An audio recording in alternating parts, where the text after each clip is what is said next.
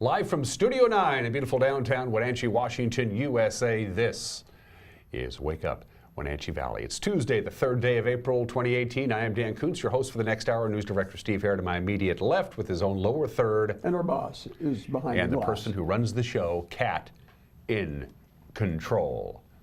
Happy Tuesday. How you doing? I'm doing pretty good. How about yourself? I'm doing well. Did you watch the game last night? I did not. I got hooked into this Netflix thing, so I missed the game. You binge watched? Yeah. Yeah. I didn't have any dogs in that fight, as they say. Yeah. I watched a little bit of it. I was kind of like you. I was just kind of. Yeah. It was Monday, and I was brain dead, and I was just sitting there with the remote going for about 2 hours. I picked them. Yeah, you did. You picked Villanova. them. Yeah, and poor Michigan. They've played 7 national championship games and have won 1. Yeah. So that's too bad. Villanova just took. It was a pretty tight game for until about halftime. Then Villanova just exerted their will, and that was Although it. to make it to the final game 7 times is quite an accomplishment. That's very. It's very impressive. They just can't win the Kind of darn like thing. the Minnesota Vikings going to the Super Bowl 4 times. Right. You know. It's pronounced Minnesota, by the I way. beg People your pardon. mispronounce that all the time. Great show for you today. We think. We don't normally guarantee a good show on Tuesdays, but Carolyn Johnson, who's waiting patiently, has promised me a good show today. She is a nurse practitioner. She's been affiliated with Columbia Valley Community Health. She has been working with Doctors Without Borders, and we have a fascinating conversation with Carolyn Johnson. Second half of this program, you're going to like what you're going to see, but some of the stuff, I'm going to, just a heads up here, full disclosure, some of the stuff we're going to talk about is alarming, especially malnutrition in the South Africa region, which is where she's been spending some time. It's a significant problem. Kids are literally starving to death, which should never happen anywhere. But we'll talk about that and other things with Carolyn in the second half of the show. Steve has the news. We got sports today in history, the obscure holiday birthdays, and everyone is entitled to Mike Magnotti's opinion. It's cold out there. It's 36 degrees. It was cold yesterday. Yeah, it was really chilly, wasn't it? 51 was all we got to. Normal high 59, so we were 8 degrees below normal. And also the overnight low yesterday was 31 degrees, again 8 degrees below normal, and we're not going to be anywhere near 60, which is our normal temperature for the rest of the week. It's even though it's spring break for the kids, they're not going to have spring break weather. Really kind of a wet weather forecast. Yeah, we're going to get wet, especially Wednesday night into Thursday. Those details are coming up, and yes, we're still doing pass reports because they still have winter driving conditions up in the Cascades. We're supposed to be done with that by now, but nope, it's still pretty gnarly up there. And don't forget, of course, the DOT extended that studded tire deadline for 2 weeks, so you have until April 15th now to get your studs off, which is a good move. By the way, overnight we had a closure of Highway 28, about milepost 12 there, due to a crash, and we have more details on that. Just wanted to let you know that that highway has been reopened now. Right by Rock Island Dam, and Steve has the details on that. You ready to go around the valley? I'm ready. Let's do it. Let's see what we got today. Always batting lead off is the cross cam. It is tilted up and pulled back. Sometimes we can see that little blip at the very tip of Wenatchee Heights. Not so today. More sky than land. And a good morning to the Wenatchee Valley proper. River looks very calm and placid this morning. Yes, it does. It is, as I mentioned before, it's spring break for all of the local school districts, so all the teachers and students are sleeping in, I'm assuming. Camera 2. Light cloud cover today, so. Yeah, it's going to be cloudy all day today. That is Steins? That's Steins. Hey, good for me. It looks like it's a little breezy up on Steins. Of course, that could also be somebody climbing the tower, too. We got fooled by that a few months ago. You remember that when that happened? I do. Yeah, we were showing the cross camera at a beautiful, clear summer morning, and the camera's shaking, and we're going, there's no wind. What's going on? Turns out somebody was on the tower, which will shake it. Good morning, Steins. We're the number 4 rated program in the greater Steins Hill metropolitan area. Camera number 3 takes us to, that's Jump Off Ridge. That's a ways up there. Well, that's pretty. And look at all the snow melt that's gone. I mean, we just did this camera maybe 10 days ago, and there was a lot of snow in the Stimmill Basin. It's all but gone. Now you can see Wenatchee in the left-hand corner of your screen, the East Wenatchee Bench, and climbing up to Badger. That's one of our highest cameras. And if you've never been up to Jump Off Ridge, if you drive up there, if you turn around and drive about 4 feet, you can see Ellensburg. It's a pretty remarkable view from up there. And finally, camera number 4 takes us to Placid Lake Chelan. That is Bear Mountain. Bear Mountain pointing up lake towards Tehican, who is, I believe, not on spring break. I'm not 100% sure on that. So good morning, Lake Chelan, full of H2O. Yeah. on a good-looking Tuesday. But it's cool, it's cloudy. It's just kind of a gray weather pattern, unsettled, back and forth, nothing really exciting. Let's go ahead and do your weather forecast. Should bring you some beautiful May flowers. We though. hope so, because we know we're going to pay for it with rain. Not heavy rain. Don't go out and build an ark. Best chance of measurable precipitation is going to be basically Thursday. We have a very good chance, about an 80% chance of rain, between 1/10 and 1/4 of an inch possible. That is Thursday. For today, partly sunny and a high of 55. We're going to have filtered sunshine. We're not going to have a lot of clouds, but we're not going to have a lot of sun either. Backed off the snow, huh? Yeah, there's no snow in the forecast at all for the valley. Mostly cloudy, 38 for the overnight low tonight. Wednesday, rain, slight chance, mostly in the morning. No real wind, high of 55, again below normal. Wednesday night, slight chance of rain, just a slight chance of rain. Wednesday night, 41 for the overnight low. Again, best chance of measurable rain is going to be Thursday, spilling into Thursday night. It should taper off about 11 o'clock Thursday night. Again, Thursday's high, 55, about 10 degrees below normal. Cloudy on Friday. Saturday, rain. A lot of rain on Saturday. And then Sunday, we finally catch a break under partly sunny skies. So the sun's just not going to be hanging around very much. All of these temperatures that you see for your afternoon highs are below normal. Normal, starting on this date, April 3rd, our normal afternoon high temperature would be 60. So we're going to be chilly. So your stargazers are not going to be able to see that full moon.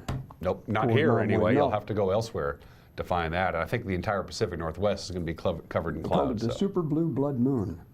Weird. Are they any good? I got their new CD. I haven't opened it yet. I don't know. I don't know either. 7 minutes after the hour. I hate to do it, but we got to take you to the passes because conditions warrant. So let's go up to the Cascades, courtesy of the Washington State Department of Transportation. Boy, go back 24 hours ago and remember what I-90 looked like. And now it's fine. The roadway is bare and wet. It is snowing lightly, big flakes, not sticking to the road. It's hitting the pavement and it's melting, so no advisories, no restrictions on I-90. That's a live shot, by the way. It's only about 3-4 minutes old. Stevens Pass, no advisories, no restrictions. It's gotten better because an hour ago they did have a traction tire advisory. Not so anymore. Roadway is bare and wet. You'll find some patches of slush in places. No advisories, no restrictions. Nothing coming down out of the sky on US 2 Stevens. And finally on Blewett Pass, no advisories, no restrictions. Nothing going on. It looks like it's raining. It's not. That's just moisture on the lens, Steve. That's not actually on the roadway or nothing coming down. I'll just have to take your word for that. Take my word for it. Forecast today for the mountain passes, just cloudy. Not a lot of snow, not a lot of rain, no nothing, high of about 36 degrees. Slight chance of a little bit of light snow tonight. And then a weather system that's going to bring us rain is going to bring them snow. Wednesday into Wednesday night, Steve, about 4 to 8 inches of snow, give or take a couple expected in the Cascades Wednesday into Wednesday night, and then it tapers off on Thursday. So they're going to have one more, snow event this week, Thursday, Wednesday into Wednesday night. Great news for Mission Ridge. They're having the Under-16 National Championship skiing competition up there this week. Are you in it? Oh, no, you're not under 16. No, we have one person from the Northwest representing this area. Oh, good. So, yeah. Cool. Go I get just them. Reading about that in the Wenatchee World last night. Yeah. 8.5 minutes after the hour on this third day of April, There goes another bird. 2018. What's that? Just saw another bird fly by. Isn't that cool when that happens sometimes? It really is kind of neat. So, I'm waiting to see an eagle or something. That'd be kind of cool. a couple of months ago, I was interviewing my friend Keith Boyd from the Wenatchee Sportsman's Association, and the camera was the Tumwater Canyon camera, and it was a beautiful sunny day. And there was an eagle or a hawk that was circling around the camera looking for lunch, I'm assuming. It was really neat because he was talking about the outdoors and wildlife and appreciating the beautiful area. And then behind Keith's head was this hawk, or I can't remember if it was a hawk or an eagle. It was just floating around. It was really neat. So, Remind me sometime, I'll tell you the story about my grandfather and the condor. okay. Yeah, that was quite a... Okay. They're also very good. The Grandfather and the Condor. Their album is fantastic. Some great banjo movie. 9.5 minutes after the hour, we're going to take a quick break. When we come back, Steve Hare as your Tuesday morning news. What happened Monday? We'll let you know in one tidy little package with this gentleman. The news is 1 minute away. You're watching Wake Up Wenatchee Valley live from Studio 5 in downtown Wenatchee on the NCW Life channel.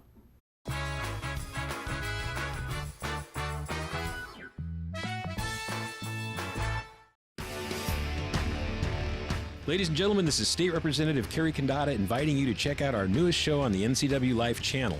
We call it the 12th District. Each week, we'll be taking an in-depth look at various political issues that affect our area, our state, and the world. We'll be featuring local and statewide experts on the subject matter at hand. Please join us weekly for the 12th District with yours truly, Kerry Condata. Check your channel guide for times or go to ncwlife.com for details. Source specializes in assessing and guiding youth, adults, and laid-off workers who want to improve their skills. Here you can attend in-depth workshops to assess skills and interests, make career plans, and learn computer basics. Learning centers provide eligible youth and adults individualized computer-assisted basic education.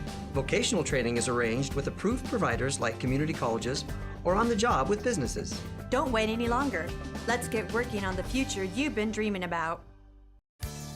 And now it's time for your local news update with Steve Hare. And on this April 3rd, Tuesday, good morning and welcome back to Wake Up Wenatchee Valley. Here's what's happening around north central Washington. While you were in bed last night, Highway 28 in Douglas County was closed down. That was after a two-vehicle injury crash involving a semi blocked the highway there. State troopers report the accident occurred shortly before 11 p.m. on SR 28 at milepost 12. The truck driver, identified as 56-year-old Darrell Sheriff of East Wenatchee, was westbound when he crossed over the center line into the eastbound lane. There, the truck struck an oncoming SUV that was being driven by 73-year-old Patricia Hash, also of East Wenatchee. Hash was injured. She was transported to Confluence Health in Wenatchee for treatment. Her condition is unknown. The driver of the truck was not injured, but he will be cited for negligent driving, according to the State Patrol news release. The highway remained closed until around 2:30 this morning, although the trailer has been shoved to the side of the road. They may be halting traffic while they put that trailer back up and hauled out later this morning. Also, it was no April Fool's joke for a Wenatchee man Sunday. He's now sitting in the Chelan County Regional Justice Center. Captain Edgar Reinfeld with the Wenatchee Police Department tells NCW Life News how a road rage incident on Wenatchee Avenue Easter morning escalated into a major confrontation involving a firearm.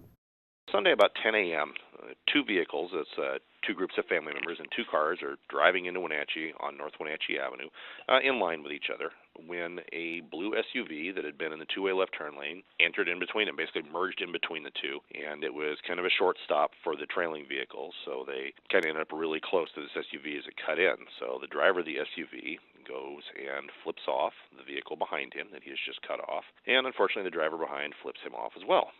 So at that point, the driver of the SUV is waving and yelling, trying to get this trailing vehicle to pull over, which they won't do. So they just keep going about their business. Good decision. Bad decision to return the middle finger. Better decision not to pull over. As they continue, the driver of this SUV slows rapidly, pulls up next to him, and then presents a firearm and points it at the three occupants of this single cab pickup deal, three people sitting across, including a 10-year-old, and is pointing a firearm at them. And they eventually get away from that vehicle, and they go about their business and call 911. And the driver of the SUV continued onto South Miller Street at the split there, and ultimately was headed for an auto parts store. The victims in this case got a vehicle license plate. They got a great physical description of the driver. They called in his last known direction of travel. Officers immediately started searching the area. Using the license plate, they were able to identify the suspect vehicle and a potential suspect that matched the description provided, and they located him at O'Reilly's Auto Parts in the 1000 block of North Chelan. And that's Captain Edgar Reinfeld with the Wenatchee Police Department. More on that story. Reinfeld said later in the day, officers recovered two handguns. Both were loaded with a round in the chamber. Arrested was 73-year-old Jerry Weaver of Wenatchee, who again is been booked on 3 counts of first-degree assault. A career criminal attempted to break into a house Friday guarded by an off-duty police officer. After having his home broken into several times recently, a Moses Lake homeowner hired an off-duty police officer to spend the night there. Around 1:30 Friday morning, 37-year-old Amel Deluge broke into the residence. When confronted by the officer, Deluge, seen here in a Moses Lake Police Department body cam image, he was quickly apprehended after he tried to run through a locked door. Deluge, whose felony convictions go back 2 decades, complained during the arrest that the police were harassing him, apparently by arresting him inside someone else's home. According to the news release, Deluge was booked into the Grant County Jail on charges of residential burglary. Elsewhere this morning, 4 candidates vying for the post of Deputy Director for the Chelan County Port District will be interviewed during today's Port Commission meeting. The Deputy Director will report directly to the Executive Director, Pat Boss, and work with elected commissioners and be a candidate for appointment as the Executive Director departs at the end of this year. The 4 finalists emerged from a field of 26 applicants. Finalists for the deputy position include Todd Coleman of Star, Idaho, a familiar name here, James Kuntz from Walla Walla, Jeff McIrvin of Wenatchee, and Allison Williams from Wenatchee.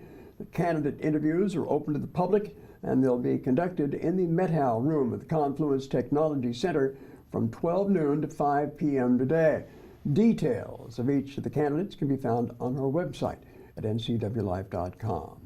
Finally, you can own a piece of Wenatchee history by donating to the group Vets Serving Vets of North Central Washington. One of the group's members has a collection of old Wenatchee street signs that are being made available by donation. I had a chance yesterday to go down to the bunker and talk with George Turner, who actually bought these signs at a city auction and is now donating them back to the bunker. About 3-4 years ago, the city had signs for sale and some people bought them and all, and that project is over. So later on they got a grant to start removing all of the street signs. And they, at the time, had to put them out to auction. And there were 4 auctions, and I was lucky enough to pick up all 4 auctions. And now it's a fundraising project for the bunker. We have a co-sponsor, Sangster Motors. Don's helped us out with this project, and we appreciate that. And there's a little history to some of these signs, and I'll just take a little minute here and kind of tell you. The first time I saw one of these signs, it was kind of like this. And I realized that behind some of these signs, these are 2-sided signs on the inside. I realized that if you take them apart, you can find some of old Wenatchee inside. And I think, as you'll see, these are pretty cool signs. And at this particular time, I'm not taking donations for these signs. I'm holding these, trying to find someone that will preserve and use these signs and display them so the history of Wenatchee can kind of continue. Another example of a sign that you can clean it up, shine it all up, and then put whatever you want on the sign. And as an example, this is just an old style Wenatchee sign. This is new. Here's one that says Man Cave. And we've even can take a little bit, put the bunker, and put our logo on it, which makes a pretty unique sign. Another thing that I happened to find was a few of these old brackets that would mount on a post. And as you could just visualize, the sign would be here, and we have a few of these. And again, we're not letting these go. We're keeping these now until we find the right person.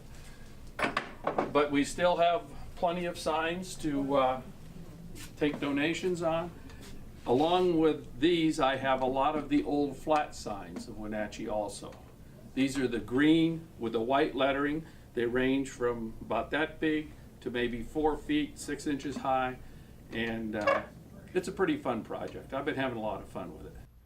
Had a nice conversation there yesterday with George Turner. Again, he said those signs are available by donation to the bunker. Again, the bunker is a 501c3 nonprofit organization, so any donation you make to that great organization will be tax deductible. And in fact, you can contact him at the bunker if you'd like to learn more about it. That number is 885-5559, if my memory serves me right. So give him a call today and help them out down there, because they're doing some great work for local area veterans. And if you want to get involved in an organization that is really locally driven, that's the group that I would highly recommend. The bunker is in the Harley Center across North Wenatchee Avenue from the Red Lion Hotel. You can't miss it. Go in there and have a good time. However, there are really good cribbage players. Oh yeah. So watch out. Watch out. If they challenge you to a cribbage game, you're going to be short. You're going to be out a couple bucks. Let's say good morning to Mark Harley, Dwayne Broadus, and Ron Bruno down at the bunker. And you too, Gunny. Yeah. Hey, we got a lot more news coming up later this afternoon. PUD commissioners yesterday met. They're going to start really cracking down on the unauthorized Bitcoin mining operations, which are really kind of a safety hazard here in the Wenatchee Valley. So we'll have that story coming up. Also, we're meeting with the Chelan County commissioners later. Get their thoughts on grizzly bears and also the vacation rental situation that they're going to be regulating. So a lot more news to come up later this afternoon. The news with Grant Olson will air at 5 o'clock without Grant Olson. Grant's taking the rest of the week off. Who's doing the news at 5 o'clock? Tune in. We'll find out together. The news will come your way at 5 o'clock, 6 o'clock, and again at 10 o'clock. A friendly reminder, we have live high school sports tonight. The Eastmont Wildcats will be hosting West Valley Rams in soccer at Wildcat Stadium in East Wenatchee. We'll have that game. They start at about 7 o'clock, or we'll take to the air with Sebastian and Matt at about 6:50. So don't forget high school soccer tonight. And then we'll, of course, still have the news at 5 o'clock, 6 o'clock, and again at 10 o'clock. And if you want to help us out, there are any number of ways for you to get a hold of us. You've got the phone number to the bunker memorized. You just don't have our number memorized yet, Steve. Sure I do. Okay, what is it? Don't look at the screen. 888-6295. Yes, he did it. You got it. Hey, Steve. 888-NCWF, for those that can figure that out. Can figure that out, yeah. Phone. Hey, ncwlife.com is our website. You can contact us by clicking on the tab at the top of the page, or on our Facebook or Twitter accounts. You can also contact us there. And as always, we invite you to contact us by email. Our address, news@ncwlife.com. And hey, we're starving for news, so let us know what you see out there. You can call us on the hotline or just communicate with us any topics or issues you think you would like to cover, or programs or events that are coming up. We also like to know about that.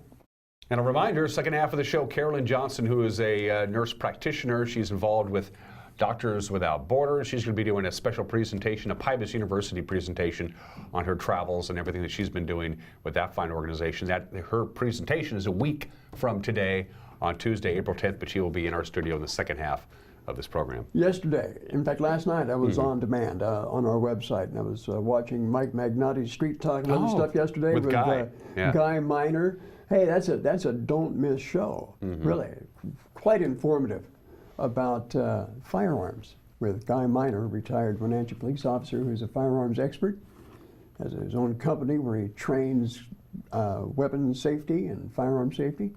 So go to our website, check that on demand. Street Talk and other stuff. It airs live at 10 o'clock every Monday with Mike Mad Dog Magnotti, and the show takes place in this very studio. So it's pretty cool. It's a good show. We're very proud of Mike. Are you waking, Mike? Can you see us? Good morning, Michael. It is 23 minutes after the hour. We got sports. We got Today in History, the obscure holiday birthdays, and everyone is entitled to Mike Magnotti's opinion. Still to be had. You're watching Wake Up Wenatchee Valley on a chilly Tuesday morning on the NCW Life channel.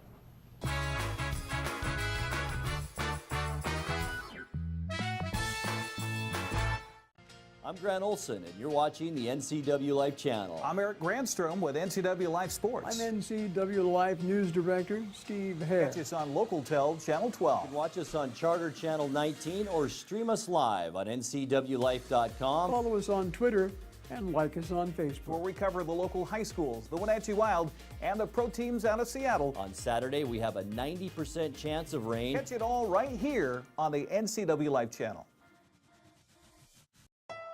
Honda makes jets, robots, lawnmowers, motorcycles, boat motors. They're so well known and have a history of making quality machines and engines that's why we're willing to put on our automobiles a lifetime warranty. You know, some manufacturers, if they put this warranty on their vehicles, they'd lose money.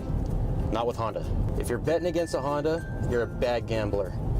They're really well known for winning. My name is David Gonzalez, and I'm a product specialist at Apple Valley Honda.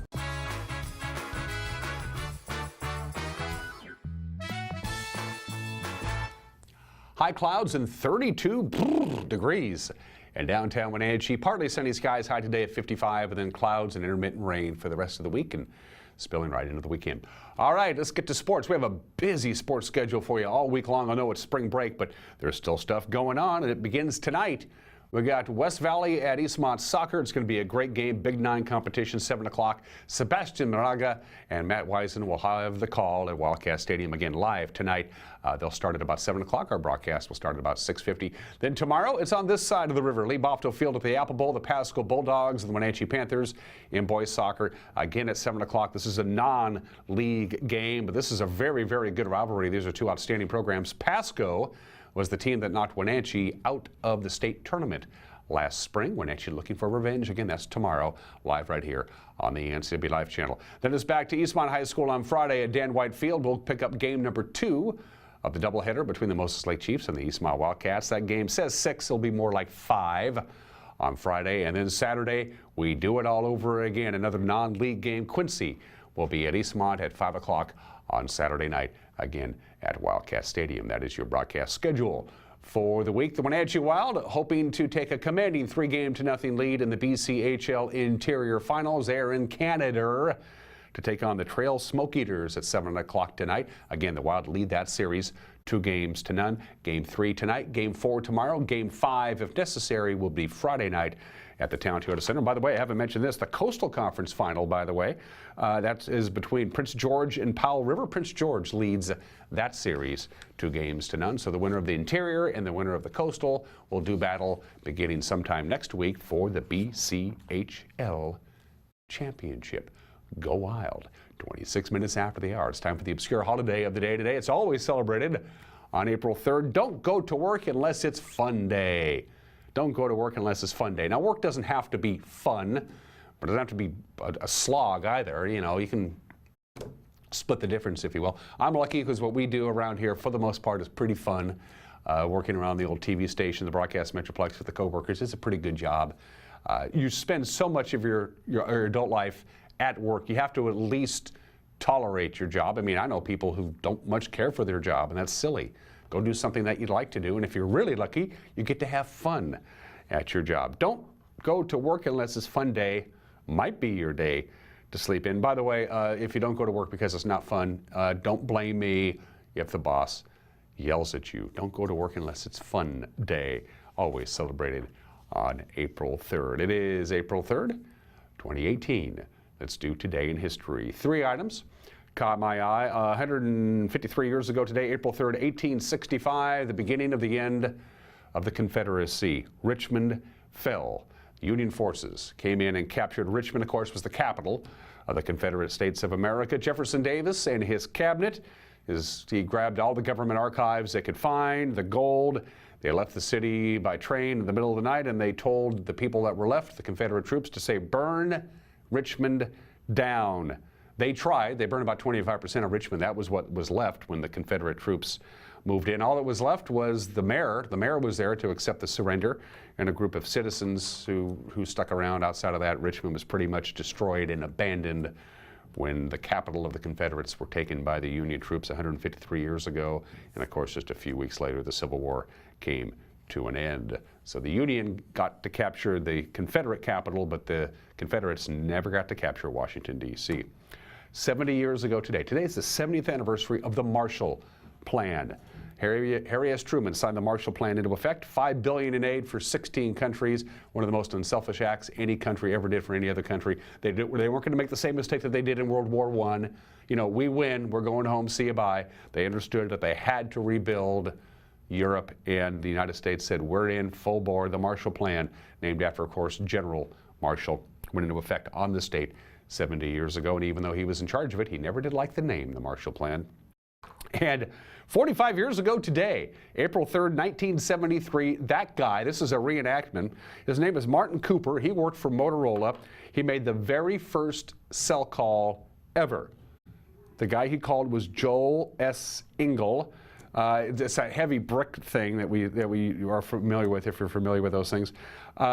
Once they tested it, they said, okay, this thing works. Martin said, I got a call, the first ever cell phone call has got to be to Joe Engel because Joe's working on the same thing for my competitor, AT&T. So he went out on the streets of New York and called Joel Engel. Martin did and said, hi, guess where I'm calling you from? Na, na, na, na, na, na. The very first cell phone call happened on this date 45 years ago today, April 3rd, 1973. And now at 30 minutes after the hour, we have 3 birthdays, 2 historic figures and a very funny guy. Henry Luce was born in this state April 3rd, 1898. The co-founder of Time magazine passed away in 1967. At the age of 68, he was considered by many people during the height of his power the most influential private citizen of his time in America. He founded Time magazine. He did not found Life magazine, but he bought it and made it a powerhouse. Fortune magazine, Sports Illustrated. Henry Luce, the founder and publisher of Time magazine, born in the state in 1898. Marlon Brando, considered by many the greatest American actor of all time, 2-time Academy Award winner. He won, of course, for Terry Malloy in On the Waterfront and Vito Corleone in The Godfather. Passed away in 2004 at the age of 80. Marlon Brando, considered by many people the finest actor this country has ever produced. Born in the state in 1924. And the guy who was responsible for keeping Saturday Night Live on the air, Eddie Murphy, is 57 years old today. They were that close to canceling Saturday Night Live. In fact, at one point they did cancel it, but they thought this young 20-year-old kid seems to be pretty funny. Let's keep the show on the air because Eddie Murphy is, when Eddie Murphy's on, our ratings go up. And so Eddie Murphy, if you know, whether you like Saturday Night Live or don't like Saturday Night Live, the only reason it's really still on the air is because of Eddie Murphy's popularity in the early 1980s. Of course, also 48 Hours, the Beverly Hills Cop series, Trading Places, The Nutty Professor. Eddie Murphy is 57 years old today. 31 minutes after the hour, everyone is entitled to Mike Mignotti's opinion, and by golly, he's got him. That's coming up next, and then Carolyn Johnson from Doctors Without Borders will be joining us for a fascinating conversation. It's still to be had. You're watching Wake Up Wenatchee Valley, Tuesday edition on the NCW Life channel.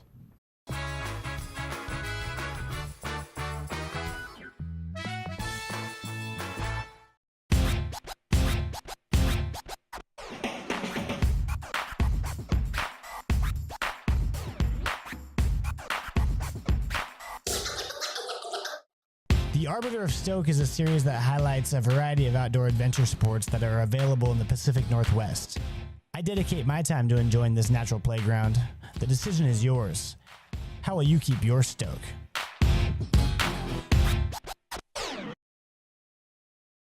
High school sports is back this spring on the NCW Life channel. Do you like baseball? We've got you covered with the Wenatchee Panthers and the Eastmont Wildcats. How about softball? We have you covered there too with fast pitch action right here. How about lacrosse? Yep, got you covered there too with the Wenatchee Valley Thunder. And of course, there's boys soccer. Whatever your interest, we've got you covered on your home for high school spring sports, the NCW Life channel.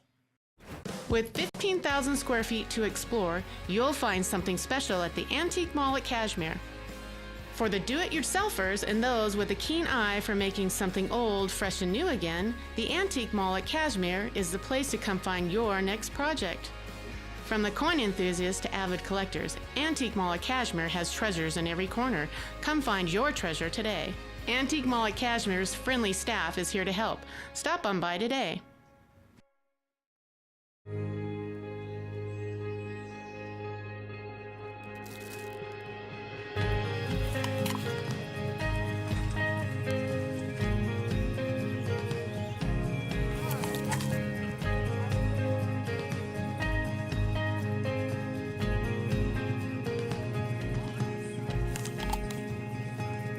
We know crunch.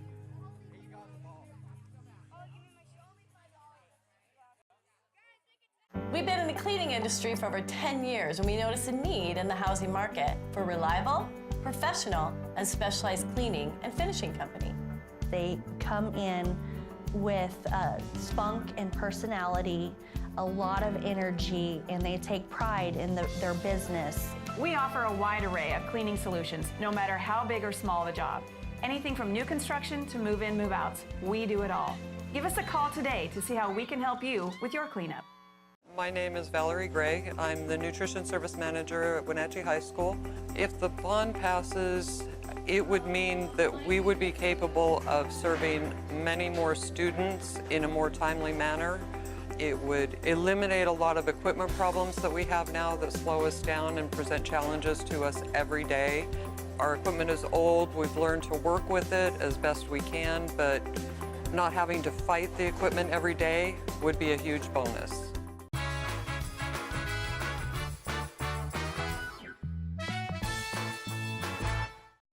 is Mike Mad Dog McNutty, and everybody is entitled to my opinion. Now, we recently, my wife and I, got one of those Amazon Echo things, you know, those things named Alexa that you can talk to, and she'll play music. She'll tell you what the capital of New Jersey is. It's Trenton, by the way. Or they'll give you a weather report. Now, I kind of like this thing. I mean, I can tell Alexa to play some Stevie Ray Vaughan, or I can tell her to play the blues, and she will. And she doesn't give me any argument. She'll even turn up the volume, too. But the real reason I like Alexa, because it's nice to have someone in my house who's finally listening to me. This is Mike Mad Dog McNutty, and that's my opinion.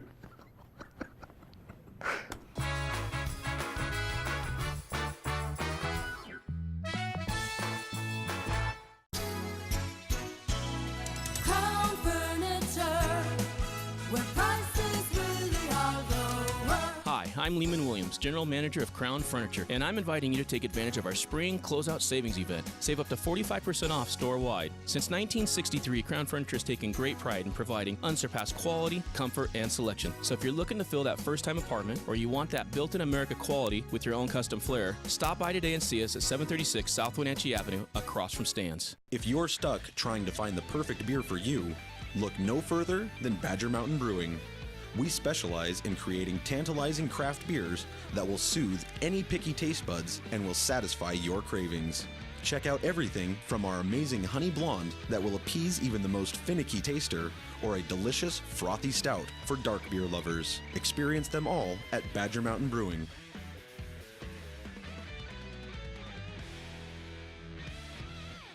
For plumbing, heating, or cooling repair, Patriot will be right there. Is your home as comfortable as you like? This Lennox dealer can help. Make your home comfortable with a Lennox system from Patriot Plumbing, Heating, and Cooling. Call Patriot today. Patriot Plumbing, Heating, and Cooling will give your home a hug. Get up to $1,700 in rebates or special financing. Family means something in these parts. Family owned and operated means even more. At Rose Tractor, you're buying more than a product. You're buying years of knowledge through multiple generations. It means you can count on Rose for quality products, quality repairs, and folks who stand behind the products they sell. From your job site to your home to rentals and repairs to new outdoor power equipment, Rose Tractor is growing with you throughout the years. Rose Tractor, quality brands you can trust year after year.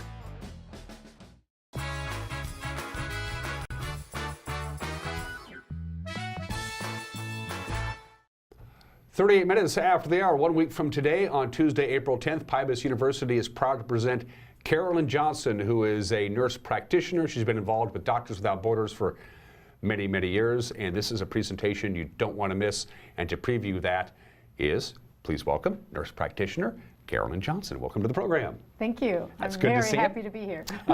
We met for the first time about an hour ago. First of all, thank you for doing the show. We appreciate it. Oh, my pleasure. You're a first timer, so give folks just a little thumbnail sketch of who you are and how you got to be what you're doing now. Well, I'm Carolyn Johnson. I'm a nurse practitioner. I actually started thinking about MSF, Doctors Without Borders, in 1971, because that was the year I graduated from high school, and that was the year that Doctors Without Borders was founded. And then I went to nursing school and eventually joined the Peace Corps. Was in the Peace Corps for 2 years in Zaire, which is now the Democratic Republic of the Congo. And that was my first experience with a humanitarian type organization, and I was captured by it. So after graduate school, I came to Wenatchee. I worked for Columbia Valley Community Health for almost 20 years. And during that time, in 1999, MSF got the Nobel Peace Prize. And instead of getting a usual Christmas gift from the radiologists at Wenatchee Valley Hospital, they gave a donation in the name of Wenatchee and Confluence, or at that time it was Wenatchee Valley Hospital, or Central Washington Hospital. They gave a donation to Doctors Without Borders. And that really piqued my interest. It's like, wow, they would actually do that. So that kind of put it on the radar for me. And it took me a while to get organized, and I actually applied in 2014 and got my first mission in 2015. So I've been working with Doctors Without Borders for the last 3 years, and I absolutely love it. You're a nurse practitioner, and the organization is Doctors Without Borders, so it's obviously not just doctors. Oh, no. So that's just the name, but there's a whole contingent of people that support it. So there's nurses and pharmacists and logisticians and contractors and all kinds of people that have to do with water and sanitation, epidemiologists, mental health people. It's huge. So the doctor part is the small part, but it's a whole organization that basically is there to provide emergency medical care to people who need it. And you use the acronym MSF, which is French for? Médecins Sans Frontières. Because that is a French organization. So Exactly. all over the world, Doctors Without Borders is considered MSF as an acronym. We're the only country that actually uses that terminology, right? Yeah. No, and so it's easier just to say MSF, and almost in every language it comes out the same. MSF sounds the same. So. And it's been around, you said, since 73? 1971. It's 1971, so obviously the need was there. Yeah, it actually started in after, I don't know if you remember the Life magazine in 1968, there was a cover picture of kids starving in Biafra, and that is where it really started. And then 3 years later, in 1971, it was founded by French physicians and journalists. So it's not only providing care, it's telling the world about things that are going wrong. It's getting the word out as much as anything else. Exactly. Yeah. So it's a collaboration. Give people just a thumbnail sketch of why they should be at the Pilots Market a week from tonight to hear your talk. Give us an idea what they're going to be in for. Well, at the talk, I'm going to be presenting what MSF is, what it's all about, what we do, why we're there. But also, probably the most important part is you're going to get firsthand pictures of someone who's there, who's been there for the last 3 years. I've been on 3 different missions, well, actually 4, but in 3 different countries. So I've been in the Democratic Republic of the Congo. I've been in Central African Republic, and then I just got off the search and rescue boat in the Mediterranean, which was based in Sicily, but we were located off the coast of Libya in international waters. So you're going to get first-hand experience, first-hand pictures that have never been seen by anybody. After your first trip, during your very first trip with MSF, did you think to yourself, what did I sign? What did I get myself into? Did you have one of those moments, or do you just, this has got to get done and I'm in it. I'm in it all the way, elbow deep? No, I knew that I really wanted to do it. I just knew in my soul, in my heart of hearts, that I wanted to do it. And it was even better when I was there. My first mission was 9 months. I actually extended in months. So I was there for 10 months.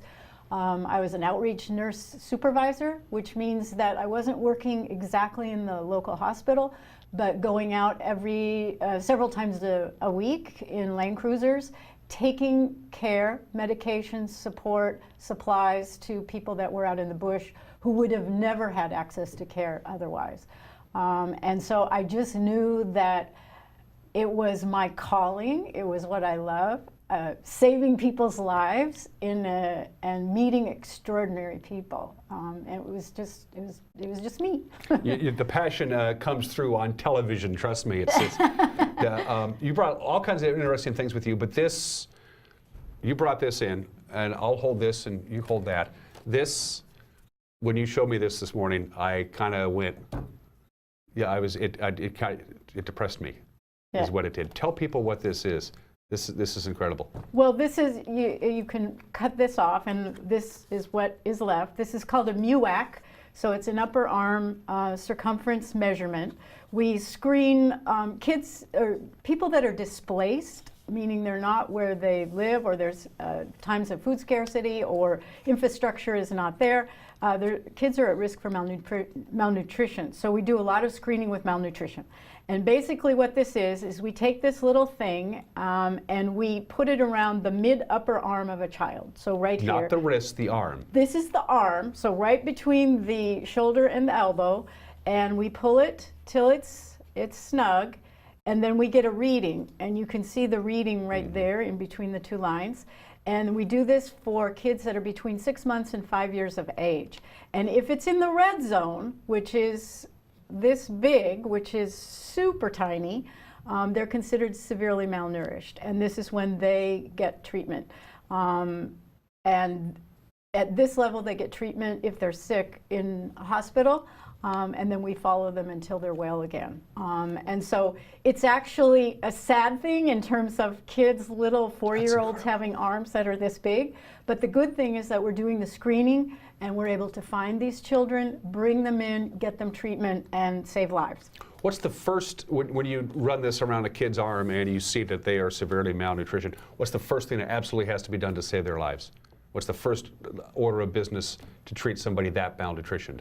Well, there's no first, because it's a whole combination of things. So you have to, at this level, and especially if they have any complications, they need to be treated in a hospital, and they need to be treated for all the illnesses that could kill them, so like malaria and bacterial infections, and then they need nutritional support.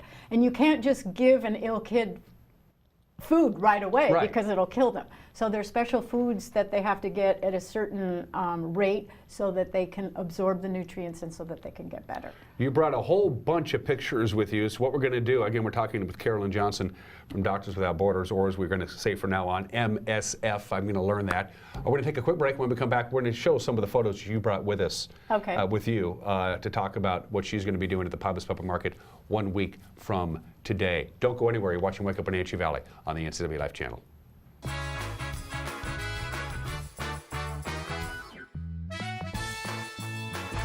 Hi, I'm Cordell Schroeder, owner of East Wenatchee Mobile Storage. If you're thinking about making a move anytime soon, check out the East Wenatchee Mini Storage brand new mobile storage service. They drop it off at your location, you pack it, and they pick it up and store it in their protected warehouse at East Wenatchee for as long as you need. When you're ready, they'll drop it off at your new home or office. East Wenatchee Mini Storage is excited to offer this brand new service to our region. Call 509-884-8643 or find us on the web at ewministorage.com. Join me for Life with Lisa Bradshaw on NCW Life.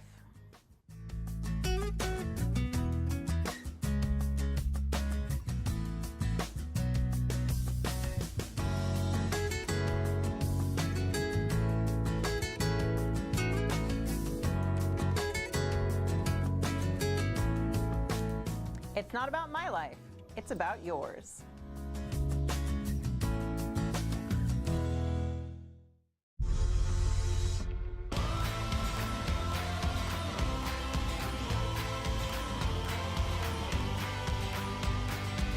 The all-new Yamaha Wolverine X4 offers 4 times the proven off-road capability, 4 times the comfort, and 4 times the confidence to deliver 4 times the excitement on your next outdoor adventure.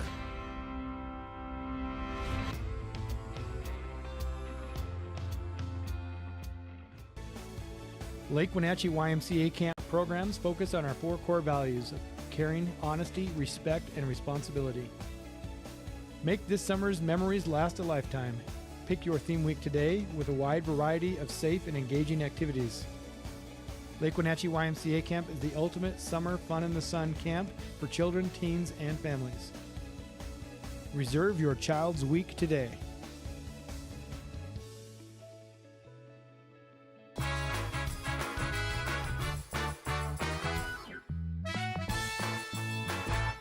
And we are back on Wake Up Wenatchee Valley. I am Dan Kuntz. My guest this morning is Carolyn Johnson, Doctors Without Borders. She'll be at the Pybus Public Market for Pybus University 1 week from today. You've spent quite a bit of time in the Central African Republic and the Democratic Republic of the Congo. There's actually 2 Congos, right? Right. Which is...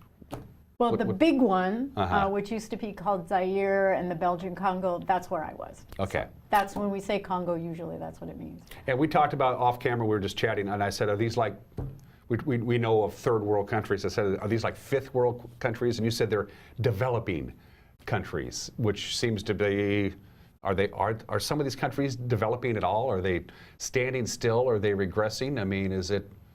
Well, just like any country, there's evolution. So usually these countries are having difficulties in terms of there's armed conflict, there's political strife, religious strife, there's food scarcity, there's all kinds of things that happen, and so they're basically in progress. So, and there's going forward and going back all the time. When you go to these countries, is the number one problem food? There's just not enough food to go around? No, I'd say no, because not where I was. So I can only talk about my experience. Please do. There's basically people are in flux. They're refugees, they're migrants, they're moving around, and a lot of them are fleeing something.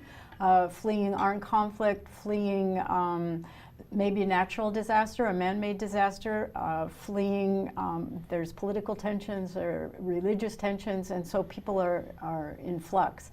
The places that I were in, they were all based on armed conflict, so there was something going on. Armed groups were making it difficult to stay in the places where they're from. When you fly into these places, and most of this you're getting there by plane, and we'll talk about that in a little bit, how does the government respond to your presence? Do they just leave you alone? I mean, the authorities, do you have armed guards all over the place? Do you have guerrillas shooting at you, or are you safe? Well, MSF does its utmost to make sure that we are safe. The security for us is unbelievable, and that's good because then you feel confident to be able to go do the work. We are considered neutral, so we don't take sides in anything.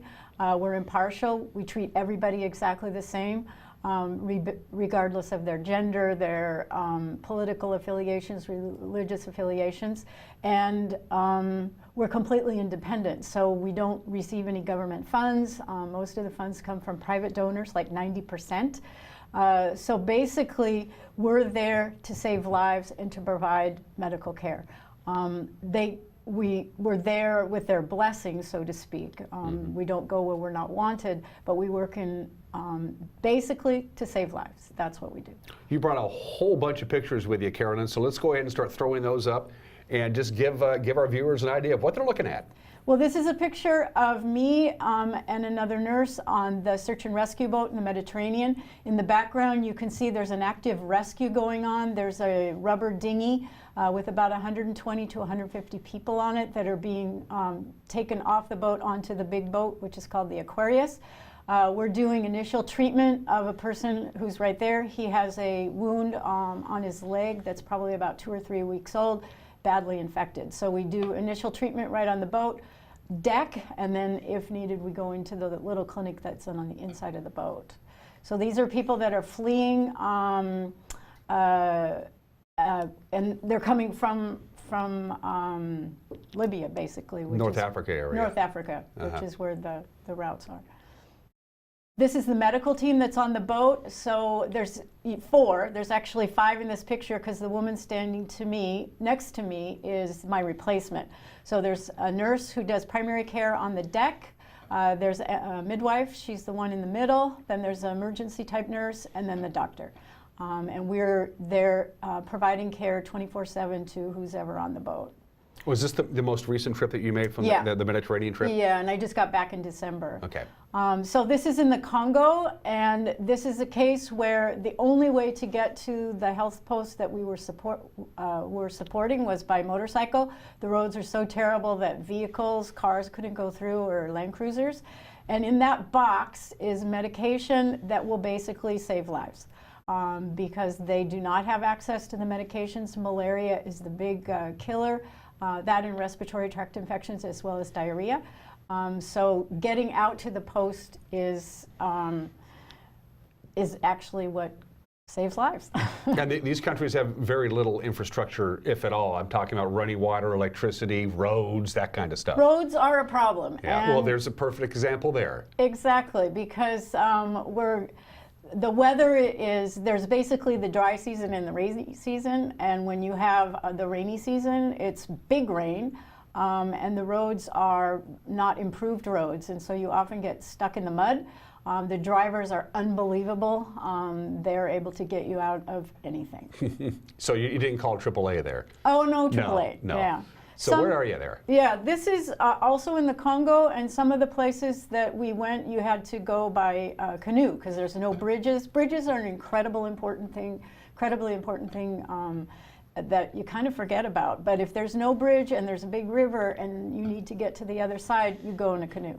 In fact, there's a photo coming up right here of you and your crew actually building a bridge that wasn't there, just to get you through on this roadway. Right. So when we go, and this is also to let everyone know that MSF is not just doctors and nurses. It's actually, it's impossible to work without the support of the logisticians. So they're the people that build the bridges and the buildings and all that. So sometimes the bridges are there, sometimes they fall down, and sometimes for us to get from point A to point B, we have to build the bridge. And this is basically what I do on outreach. So I leave in the morning by 7:30. We pack up the Land Cruiser with, there's a medical kit, there's food and mosquito nets in case we have to stay overnight. There's medications, there's water, and the little green bucket is because the roads are really rough. People get car sick, and that's where you end up taking care of that. When you're carrying these medicines to these remote locations, are there times when you're in this kind of situation, you're going to be stuck there for a while, that you're a little concerned about your safety because you're carrying things that could get big money on the black market, so to speak, or is that never a problem? Well, I never had a problem. We're well identified. The MSF logo is on our trucks, on our motorcycles, on us. The people know that we're there to provide medical care and to help them. And they know that we help everybody. You'll see there's a logo on the side there that's no guns. So we're unarmed, there's no guns, and anyone who seeks care has to leave their arms at the door. Talk about this girl. So this little girl, she was really sick. She was very, very malnourished. She was found by us. We took her into the main hospital. She was successfully treated for her malnutrition. And then after her hospitalization, which was about a month, she went back to the health center where we found her. And then she continues to get follow-up treatment and nutritional support. And she was just so funny because she was a month prior almost dead, basically. And then we come back and she's running around and just having a great old time. And it was just it's a big success story. And it just makes me happy, and that's why I do MSF. And that is your primary mode of transportation, getting to where you need to go, isn't it? Well, not every mission, but in the missions that I was in, we had to fly into remote places in small airplanes. This is actually the only straight strip of land in that particular area. It's the road. And so the plane, we'd block off the cars at either end of the road. The plane would land. We'd unload, reload, and the plane would take off. And actually at the very end of the runway airstrip, there's a curve. And so the first time you land there, you think you're going to go right off the end. But yeah, runways are not supposed to be curved, last I checked, I flew. No, but that one, there's actually a YouTube video of landing at that particular post, and but I didn't see it before I went. So we have a couple minutes left. You're here now in the big city. Where next for Carolyn besides Pybus a week from now? Do you have your next assignment ready to go? Do you know where you're going next, or you can take a breather? No, I came back at around Christmas time, and so I take a few months off, and it looks like I'll be heading to Ethiopia at the end of next month, and this will be a real different experience for me because I'll actually be based out of a refugee camp, a very large refugee camp in Ethiopia, but I'll still be doing outreach. So I'll still be going out to health posts and health centers. How do you get the message out about what's going on in these developing countries in Africa, that these people don't have enough food to eat, which is insane? Well, it's Do not people just... don't want to hear it? Well, I don't know. I don't know the answer to that question. It's not just food, it's healthcare, it's sanitation, it's all kinds of things. Being healthy is a really complicated thing. And so if you want to learn more about it, you can go to our website. There's msf.org, and you can get all kinds of information. If you just kind of start looking, you'll find out all kinds of information. Tuesday night, Tuesday the 10th, 1 week from today at Pybus University at the Pybus Public Market. Carolyn will do her entire presentation. Thank you for joining me. I learned a lot today. Thank you so much for having me. It was my pleasure. Everybody have a great Tuesday. We'll see you tomorrow. Bye-bye.